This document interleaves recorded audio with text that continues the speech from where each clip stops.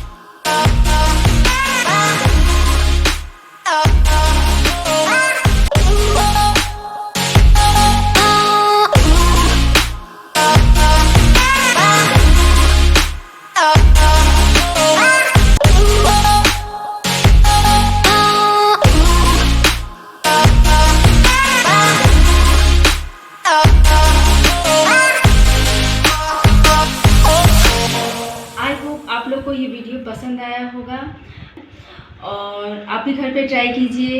कोई शादी वगैरह फंक्शन कहीं भी जाएंगे तो ऐसा मेकअप कर सकते हैं। अभी बहुत सारे फेस्टिवल आ रहे हैं, कोई भी फेस्टिवल में ये मेकअप आप कर सकते हैं। सो अगर आपको वीडियो पसंद आया हो तो please please please like share subscribe ज़रूर कीजिए। Thank you.